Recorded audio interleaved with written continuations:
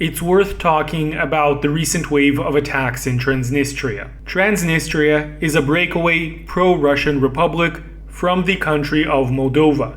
Transnistria is not internationally recognized as an independent country, including by Russia itself. According to various estimates, Transnistria is home to anywhere between 350,000 to about 500,000 people, so it is a very small state, both in terms of territory and in terms of population. And just to throw this in there, the official name of the state which controls Transnistria is the PMR, or the Pridnestrovan Moldovan Republic. About half of Transnistria's population have Russian passports. Many of the people of Transnistria are Russian citizens. And even more importantly, there is a formal Russian military presence in Transnistria. It is a very small military presence, only about 1 or 1,500 lightly armed peacekeepers, a contingent that has been in Transnistria ever since the 1990s.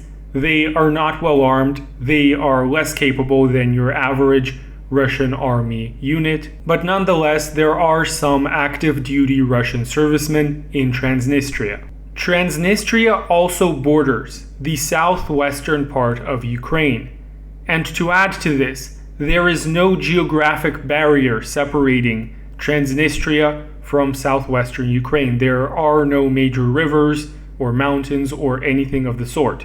So essentially, Transnistria is just this small, thin piece of land that is right there on the border with Ukraine. And to add to all of this, Transnistria is also landlocked.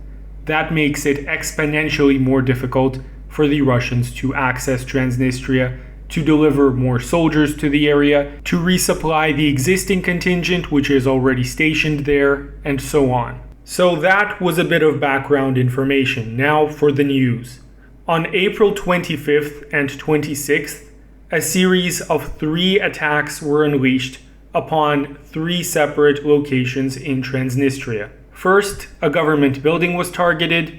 According to reports, it was essentially shot up by an automatic grenade launcher. Then, on the next morning, 2 large radio antennae were destroyed by 2 separate explosions. These are very large antennae operating at 1 megawatt and half megawatt of power respectively. Said antennae were also broadcasting Russian channels. And lastly, there was a drone mortar attack against a military airfield. That is to say, some drones dropped 60mm mortar shells on a military airfield which is located near the town of Kolbasna. And 60mm mortar shells, by the way, is a caliber which is used by NATO. It is not something that was used by the Warsaw Pact, and no military of the former Soviet Union therefore inherited this kind of munition from the USSR. But of course, Ukraine, having been armed to the teeth by NATO, does use 60mm mortar shells in its arsenal. Such mortar shells have been seen time and time again during the fighting in the Donbas region and throughout the rest of Ukraine. So out of the 2 possible suspects as to who might have conducted this attack, that is to say out of Moldova and Ukraine, a lot of the evidence already points towards the fact that Ukraine launched these attacks. And it should also be noted that geographically it is much easier to conduct an attack from the Ukrainian side than from the Moldovan side, because Transnistria is separated from the rest of Moldova by the Dniester River, whereas pretty much no geographical barriers separate Transnistria from Ukraine. And on top of this, Moldova, unlike Ukraine, is more or less demilitarized, even compared to the size of the country itself, and Moldova is not a large country. The Moldovan military is very small. With a standing army of only about 5,000 people and spending only about 2% of its GDP on military, Moldova clearly isn't itching for a fight. However, Ukraine, which has an army that is roughly 50 times the size, and even if adjusted for the difference in the size of the populations of these countries, is still about 5 or 6 times larger, clearly has a lot more physical ability to conduct such attacks. And given that Ukraine is involved in an active war against Russia, Ukraine also has a motive to conduct such an attack. So all of this evidence was already pointing towards Ukraine being responsible. However, on top of this, preliminary investigations already point towards the fact that the drone attack was launched from Ukrainian territory, and that another one of these attacks involved a sabotage group which entered from Ukrainian territory by automobile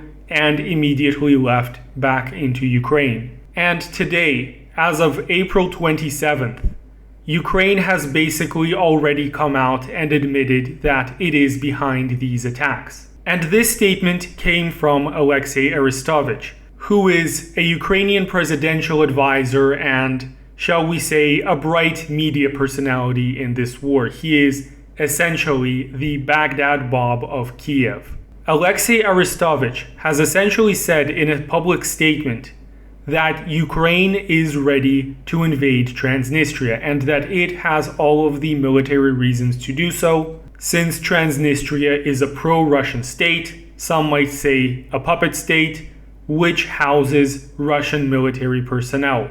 Strategically, such a move would make sense on Ukraine's part because it would put a lot of pressure on Russia to somehow defend this force, which is not easy to do given the geography, and also because it would help Ukraine acquire Russian POWs, which could then be exchanged for Ukrainian POWs.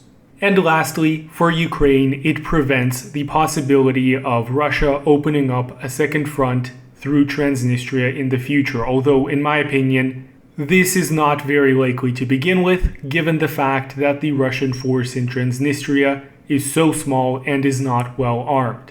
Also, it must be noted that for NATO, such a move makes strategic sense as well, since it essentially seizes a part of Russian-controlled territory. Again, Transnistria is de facto a Russian puppet state. And Alexei Arestovich, for his part, has basically publicly stated that all of the necessary forces to go through with this task to retake Transnistria are already prepared on Ukraine's side, and that all that is required is consent from the Moldovan government. And I must say this, realistically speaking, Moldova is a tiny country that is caught in a war between giants. Realistically, nobody is going to ask Moldova what it thinks one way or another when the real action starts. But the point is that this statement, coming from a member of the Ukrainian presidential office, is as clear a statement as any that Ukraine is prepared to wage war against Transnistria. So, in essence, Ukraine is prepared to strike at and to conquer a Russian exclave, and in doing so to open up a second front in this war. Or, shall we say, a third front, given that there is already fighting on two fronts in Nikolaev and in Donbass. In light of all of this, many political analysts, military analysts, are now saying that there is a high chance that the fighting in Ukraine will soon spread to Transnistria. According to various reports that have been floating around the Runet, military-aged men are no longer being permitted to leave Transnistria, indicating that there is a high chance that the population of Transnistria will soon be conscripted and mobilized. And this, by the way, is pretty much exactly what happened before February 24th, before the Ukraine war began in Donbass. So all of this discussion about Transnistria being pulled into the war, about Ukraine potentially invading Transnistria, all of this begs the question: how capable is Transnistria of withstanding a Ukrainian attack? And in answering this question, I am going to primarily rely on other people's opinions, the statements made by various military analysts, than on my own armchair opinion. As of right now, I've primarily heard Russian military analysts discussing this topic: Igor Strelkov, Mikhail Onufrienko, and Yuri Podolaka. All of these personalities seem to converge on a single opinion. That opinion is that Ukraine by itself isn't going to be able to take over Transnistria, although there is likely going to be some very heavy fighting if Ukraine does decide to invade. In other words, it will not be an easy victory for the Russian and Pridnestrovan defenders. This conclusion is mainly drawn from the fact that there are 1,500 Russian soldiers in Transnistria, as well as the fact that Transnistria has a standing army of about 5,000 people. If Transnistria successfully mobilizes its reserves, then we are looking at more like 20 to 30,000 soldiers who would be fighting for the PMR. These soldiers are not armed with modern equipment. There is only one tank battalion among them, which only has about 1.5 dozen T-64BV tanks, a modification of the T-64 tank from 1985.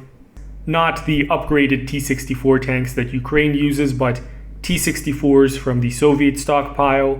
This force would have very little artillery support and no air force to speak of, so it's not a well-oiled or well-geared fighting force, no matter how one looks at it. However, on the other hand, the Ukrainian forces which would be attempting to invade Transnistria would also not be a well-oiled, well-geared fighting machine. Most of Ukraine's military capabilities have long since withered away. The war with Russia has taken its toll, and the best Ukrainian soldiers that remain are primarily concentrated in the Donbas region, which is on the other end of the country. Ukrainian forces in the region seem to be only comprised of a few battalions, some of which are territorial defense forces, that is to say, draftees which have no combat experience and very little training and are not well equipped. And to add to these problems is the fact that there is a large Russian military contingent which is stationed and is already slowly advancing through the Nikolaev region of Ukraine. This is only a few hundred kilometers from Transnistria itself. So if Ukraine redirects its forces to attack Transnistria, then their entire rear is open to an attack by this large Russian military contingent. Russia would undoubtedly be helping the PMR forces via missile strikes and also likely via airstrikes and helicopter strikes. And if the PMR can hold out for a couple of weeks, then at that point the Russian military would have advanced far enough to reach Transnistria itself, and at that point any hope of Ukrainian forces securing control over Transnistria would evaporate immediately. So, very roughly, this is what we are looking at if only Ukraine invades Transnistria. However, there is also talk about Moldova and possibly even Romanian soldiers joining in on the fighting. There is talk about Romanian soldiers being disguised as Moldovan and as Ukrainian soldiers and being sent to invade Transnistria. Now, I have to say this right away. I do not think that this is the case. This seems like a bit of a far-fetched claim to me. And again, the most notable point here is the fact that Moldova, despite being a bit more pro-Western than pro-Russian, is still by and large neutral and does not have a large standing army. All of Moldova's actions over the last weeks and months show that it is not itching for a fight. It is not prepared for a war. That said, however, it would be wise for both Transnistria and for Russia to hope for the best but prepare for the worst. And I have no doubt that NATO is encouraging Moldova to unfreeze its frozen conflict in Transnistria. After all, the fact that Ukraine by itself has very little chance of taking over Transnistria is well understood by Ukraine's backers in the West, in Brussels, in London, and in Washington. But if the Moldovan army were to also step into the fray, and if it were to receive support from Romania, which is a NATO country, then at that point, Transnistria, which is a very thin, very narrow piece of land, would be facing a military assault by two relatively large standing armies on both sides, and at that point, its hopes of achieving any kind of military victory would be slim to none.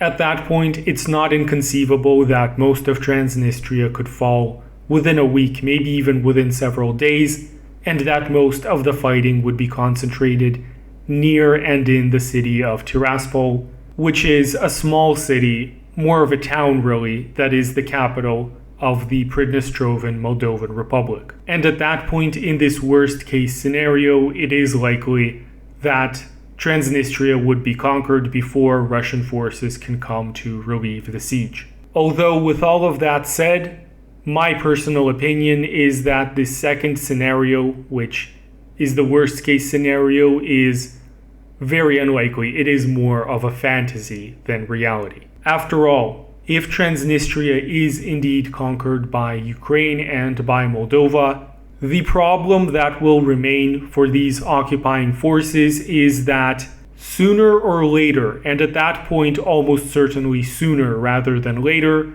the Russian military will break through the Ukrainian lines in Nikolaev, those lines which at that point would have very few defenders remaining, since those defenders would have to be redirected to the assault in Transnistria. And as a result, the Russian army would be able to very quickly take over large pieces of territory in Odessa, thereby creating a land bridge to Transnistria. At that point, we could also see an amphibious assault launched by Russia targeting Odessa Oblast, since Russia has about 10 amphibious landing craft in the Black Sea. And at that point, the Russian military will be fighting to reclaim control over Transnistria. This has essentially been openly stated by the Russian Ministry of Foreign Affairs that if there is fighting in Transnistria, the Russian military will be involved. And with half of Transnistria's population being Russian citizens, there is no chance whatsoever that Russia is going to let any country take this territory over. At that point, we will be seeing the same scenario play out in Transnistria as what was played out in Donbass only a few months ago. Once again, this is pretty much what the Russian Ministry of Foreign Affairs has openly stated. And of course, this is one of the big deterring factors which I think will prevent either Moldova or Romania or any other country from joining in this fighting. To put it simply, because it is guaranteed that the Russian military will be involved at that point, they won't be able to maintain their control over Transnistria for long, and as a result, they have very little to gain from such a military endeavor. So this is a preliminary analysis over what might go down in Transnistria very soon. We are likely to see some kind of fighting take place in Transnistria within the next couple of weeks. We are almost certainly going to see some form of military mobilization take place. At the face of it, a Ukrainian victory does not seem very likely, although perhaps not completely impossible either.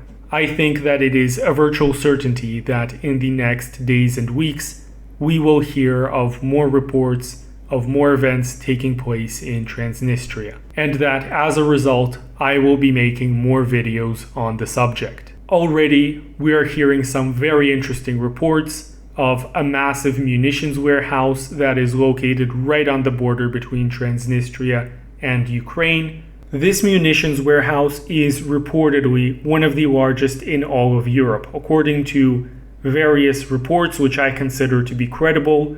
According to war correspondents who have spoken out on this subject, there are tens of thousands of tons of Soviet-era munitions in this one stockpile.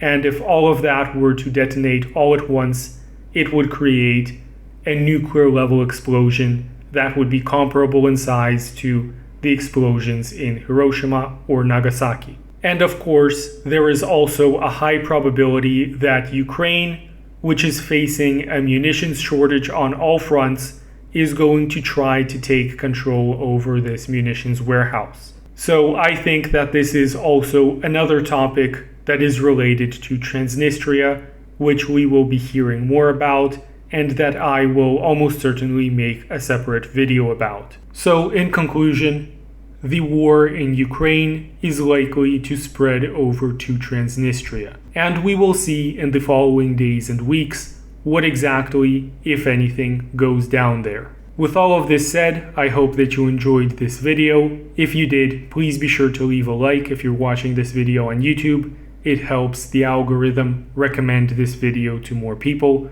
ensures that it gets more viewership. And also, please be sure to check out my other channels on Telegram and on Rumble, two amazing platforms that have no political censorship. And if you are watching this video on Rumble already, then please be sure to check out my YouTube channel as well. The links in the video description on Rumble will be to my YouTube and Telegram channels. With that said, I thank you for watching this video, and I wish you all a wonderful day.